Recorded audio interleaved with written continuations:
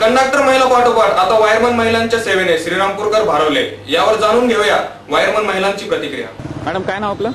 वाघराणी शिवचंद्र। कुठून आलात आपण? नाशिक। तर इथं जे आपण इलेक्ट्रिकचं जे काम करत आहात, महिलांसाठी भरपूर अशा संधी आहेत का महिलांना काम करण्यासाठी? आपण अचानक हा क्षेत्र इलेक्ट्रिक क्षेत्र का निवडला? इलेक्ट्रिक क्षेत्र हा म्हणजे लहानपणापासून उत्सुकता होती लाईट इलेक्ट्रिक मध्ये जाण्याची, आणि जेणेकरून जेंट्स जिथे काम करतात तिथे लेडीज का काम करू शकत नाही हा हेतू होता। त्यामुळे जर इथे भरती झाली आणि मग इच्छुकतेने आम्ही सामील झालो याच्यामध्ये का आपण पण हे काम करू शकतो असं। त्यामुळे कंपनीचे आम्ही आभारी आहे का त्यांनी आम्हाला लेडीजसाठी 33% आरक्षण देऊन आमची भरती करून घेतली आहे, आणि आमची इच्छा इथे पूर्ण करण्यासाठी आम्ही हे उत्सुकतेने सेवानिवृत्तीचं काम करतो। किती महिलांना भरती झालेली आता? साधारण तरी 130 महिला भरती झालेल्या आहेत महावितरण कंपनीमध्ये, नाशिक झोन मध्ये। काय ना मॅडम आपलं? वसंत काळे। कुठून आलात आपण? पैठण। आज या ठिकाणी आपलं ट्रेनिंग जे चालू आहे, का चालू आहे आणि आपल्याला असं का वाटलं का आपण या क्षेत्रात काम करावं? जे आमचे जनमित्र आहेत ते डिस्कनेक्शन व वसुलीसाठी जातात, त्यांच्यावर आरोप केला जातो डिस्कनेक्शन न करता काही दुसरं व्यतिरिक्त काम करतात। त्यामुळे आमच्या महावितरणनी महिलाची निवड केलेली आहे व दामिनी स्क्वॉडमध्ये पण आमचा सहभाग होतो चांगल्या रीतीने। डिस्कनेक्शन करताना आम्ही सहभागी होतो, त्याच्यात रीडिंग घेणे, मीटर चेक करणे, केस वसुली या व्यतिरिक्त भरपूर काम करतो। पण आमची वसुलीमध्ये भरपूर मदत होती आमच्या जनमित्र स्टाफ। आव्हान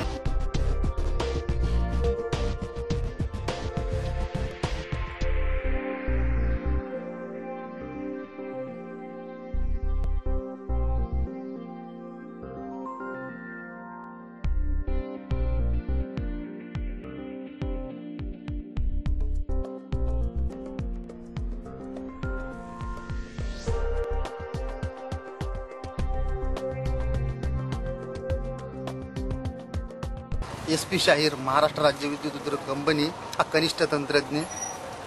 का आज या ठिकाणी ज्या महिला काम करताना दिसत आहेत, काय कशासाठी इथं? महाराष्ट्रामध्ये जे 33% आरक्षण डिक्लेअर झालं होतं त्या आरक्षणानुसार जी यांची भरती झाली त्यानुसार या महिलांसुद्धा पुरुषांसोबत खांद्याला खांदा लावून काम करतात। आता काय चालू काय इथं? सध्या आमचं डिस्कनेक्शन, मेंटेनन्स, नवरात्र महोत्सव जे आलेले आहेत जवळ, त्याचं मेंटेनन्स आमचं आहे चालू। आज या ठिकाणी ज्या महिला काम करत होत्या ते काय म्हणजे यांना ट्रेनिंग आहे की हे इथं जॉईन झाले? या ज्या महिलांचं ज्या भरती झाल्यापासून 2-3 महिने यांना झालेले आहेत त्यांचं हे ट्रेनिंग चालू आहे, जेणेकरून भविष्यामध्ये त्यांना पुरुषांच्या खांद्याला खांदा लावून काम करता येईल अशा पद्धतीचं आम्ही त्यांना ट्रेनिंग देत आहोत। स्त्री म्हणून एक महिलांना आवाहन करते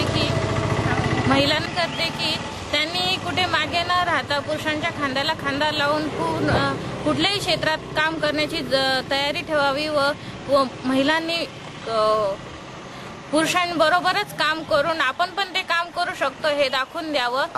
ट्रेनिंग काळामध्ये 2 विद्युत सहाय्यकांनी जे स्टेटमेंट दिलं की बाबा आता सगळेच कामधंदे सोडून जर प्रत्येकाने काम केलं, चूल आणि मूल या 2 गोष्टीची संलग्नित न राहता महाराष्ट्र राज्य विद्युत वितरण कंपनीमध्ये जर आपण कार्य केलं तर आपला संसारही सुखाचा होईल आणि आपला जो काही गाडा आहे दैनंदिन जो गाडा आहे तो व्यवस्थित चालेल।